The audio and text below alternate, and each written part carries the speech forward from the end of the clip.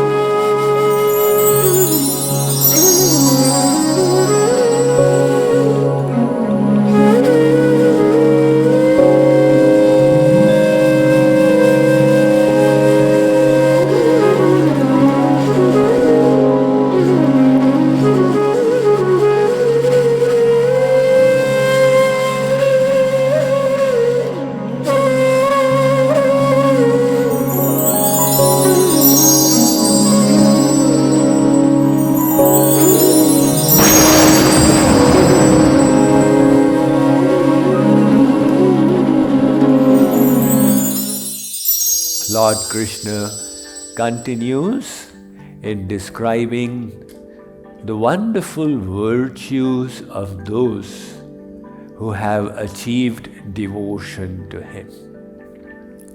He says such people, they treat friend and foe alike. Sama shatraucha mitrecha. An episode comes to mind when Queen Elizabeth was to visit some place, and the lady superintendent there was informed that when the Queen comes, this is how you are supposed to behave and that is how you are supposed to do. So the lady said, I don't complicate my life with two sets of manners. I have one set of manners that I adopt towards everyone. It's a simple life. You just be courteous to everyone, and the Queen is included in that everyone.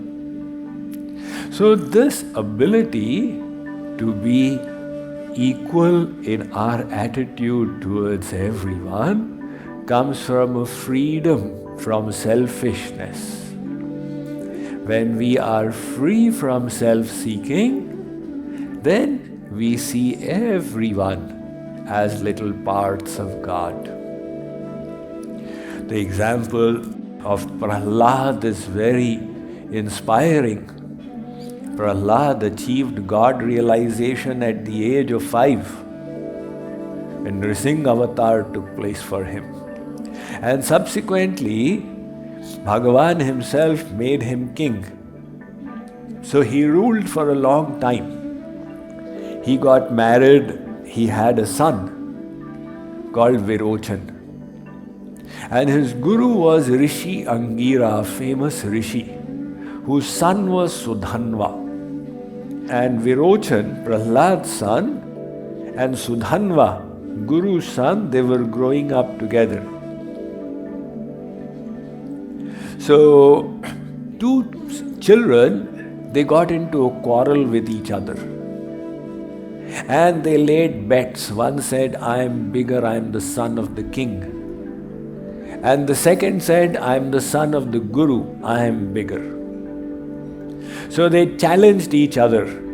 If I am proved bigger, your life will be in my hands.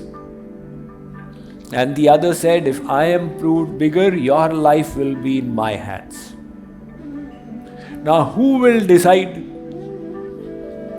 So Sudhanva, the Guru's son, he said, your father Prahlad will decide.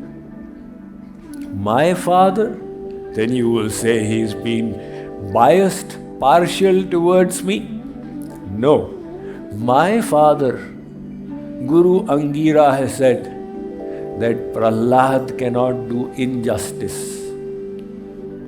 He is God realized, he is free from self-seeking. He will only bestow justice. There is no question of unjustful behavior. All right then, let's go. They went up to Prahlad. And Virochan said, Father, from a material standpoint, am I bigger or is he bigger?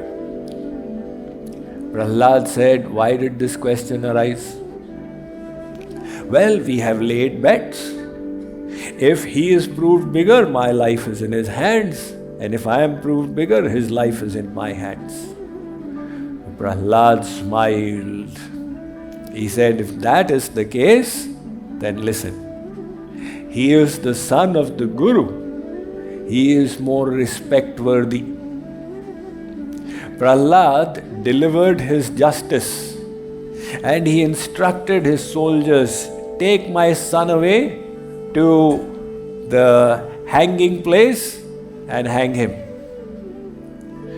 Great sages were sitting in the assembly of Prahlad and they were all quiet because Prahlad will only bestow justice. There is no question of injustice. So the question was that he is the only son. If he dies, who will be the king? Prahlad says, never mind. The guards, they started taking Virochan away when Sudhanva spoke. Sudhanva said, 1 minute, I also have a question. Are you bigger or am I bigger? Prahlad said, from a material standpoint, you are Guru Putra, you are more respect worthy. Sudhanva said, in that case, release your son. Prahlad said, okay, release him. Just the way he had said, hang him, likewise he said, release him. So the celestials from the skies, they showered flowers. The kind of justice that Prahlad bestowed, we could not have done it. Because we are not that selfless. However, Lord Krishna says, those who are alike to friend and to foe, O Arjun, they are very dear to me. Tatha manapamanayo. They are alike to praise and to criticism. This praise and criticism is natural in the world because munde matir bhinna tunde saraswati. Everybody in the world has different thoughts. They will all give their opinions. One man fell into the pit. So the physicist came and he said, let me find out the physical properties of the pit.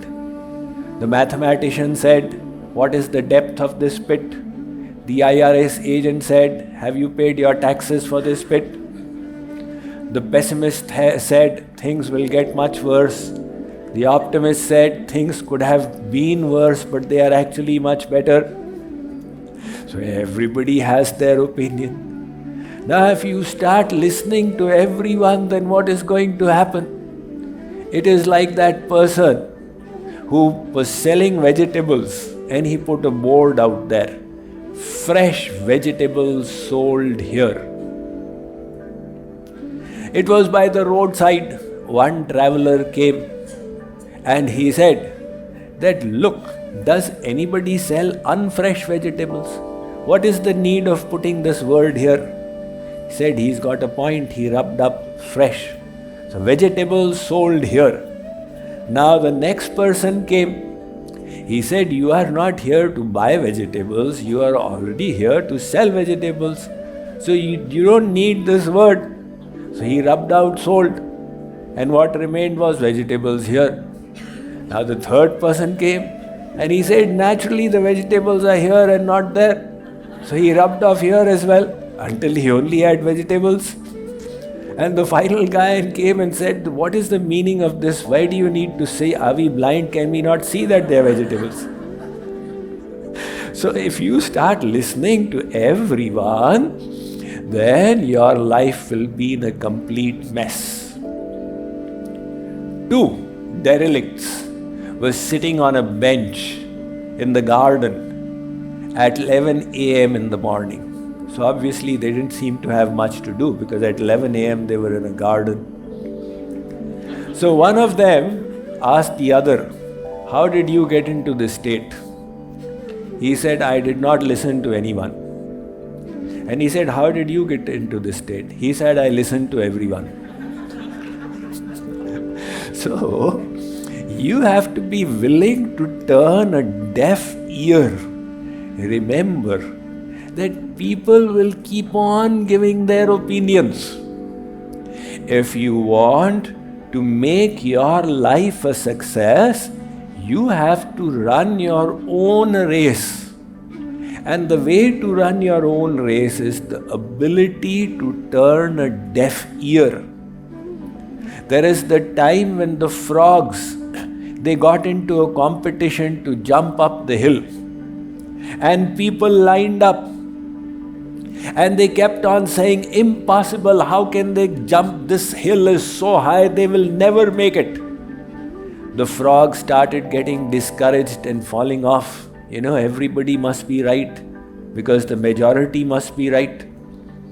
So they kept on listening and kept getting discouraged, but one frog just continued and people screamed and shouted, you will never do it. But he made it to the top. When the time came to give him the award, people discovered that he was deaf. He had not heard what anything anybody had said. So if you hear too much, it will rob you of your peace. Because people will give you the garbage that is in their own mind. There is a law of the garbage truck. One writer called David Polly has written a book on this law, the law of the garbage truck. He was in a cab in New York, and the cab was about to park by the side when another driver grabbed the spot, almost creating an accident in the hurry. And then rather than being apologetic, he came out of the car and started screaming at the taxi driver. So taxi driver smiled and yes, kept nodding his head. David Polly was very impressed. He asked the driver that it was the other guy's fault and he shouted and screamed at you and he was not able to disturb you. How did you manage it? The taxi driver gave him a bit of wisdom. He said, some people, sir, are like the garbage truck. Wherever they go, they keep spilling the garbage. It is not about you, it is about them. So, when people are being nasty to you, it is about them, it's not about you. Why does it disturb us? Sri Krishna says, those who are tulya ninda stutir, who are same in man apaman, in honor and dishonor, they are very dear to me. And shitoshna sukha dukkheshu, those who are willing to bear alike in cold and heat, in joy and in sorrow. One lady, she was having problems with the dandelions. You know, the dandelions are the weeds. You want to have a nice manicured garden and suddenly these dandelions appear. So she rang up the horticultural department for a remedy. They said, try this. She rang again after 15 days. The dandelions are still there. They said, try this. So they gave her 5 methods to get rid of them, and none of them worked. So the 6th time she rang up and said, give me a remedy. They said, try getting used to them. The dandelions will be there, just get used to them. So Sri Krishna says, those who are alike in joy and in sorrow. So we people, we are always cribbing and complaining. Oh God, I am without a job for 4 months. I can't tolerate this any longer. You have to listen to me. Oh God, I have been asking you for so long. Why have you not been listening to me? Well, maybe God has been listening and He's just been saying no. Or maybe He's been listening and saying maybe it's not good for you. Or He's just testing you. Like the teacher also tests. Now when the teacher teaches all the year long, and at the time of the test he doesn't teach. During the test the teacher is silent because it's an examination going on. Now you say the teacher has forsaken me because I cannot hear him. Well, you are sitting in the test. So it's possible God also teaches. He has given all this knowledge. He has given us opportunities to imbibe it and receive it. And then He also tests. To what extent have you internalized the knowledge? They say, oh God, where are you gone? I am having this difficulty. God says, look, listen, bear with it. So how come the devotee doesn't crib and complain? Ramakrishna Paramahans was a great saint about over 100 years ago. And he was a devotee of Mother Kali. Towards the end of his life, he got cancer in his throat. Now, people said to him, you are such a great devotee of the Divine Mother. You go and pray to her to cure your throat. She will definitely listen to you. Ramakrishna Paramahans said, I have always attached my mind to the divine. Now to take my mind off from the divine and focus on this cancer, why do it? This body is perishable in any case. It is all in the hands of the Lord. Let Him decide. So Ramakrishna Paramahans refused to go and ask Mother Kali for material intervention. He was equal in joy and in sorrow. And how was he so equal? Because for him, his devotional wealth was so important that material tribulations could not shake his internal contemplations. It's a very elevated state, but it's something to aspire for, something to idealize and to work towards.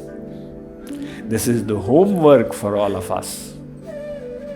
And then he says, Sangha Vivarjitaha. Those who are free from unfavorable association. So the devotee, no matter what the association, wants to keep the mind in God. That is the best state. But then the devotee doesn't go looking out for bad association. That irrespective of the environment, I should keep my mind in God. So let me go and sit down in a discotheque and then keep my mind in God. Because the devotee doesn't trust his mind. This mind plays mischief. Better keep it safe. Avoid that kind of environment that may tempt the mind. In front of one saint, riddhis and siddhis, mystic abilities came. Actually, before Rishabdev. And they said, please accept us. Mystic powers, you will be able to walk on water, you will be able to transpolate objects. Rishabdev said, sorry, I don't trust my mind. It may just get tempted, and if it does, then the real wealth will be lost. So he is choosing the safe path. That is why there are two kinds of sang or association, satsang and kusang.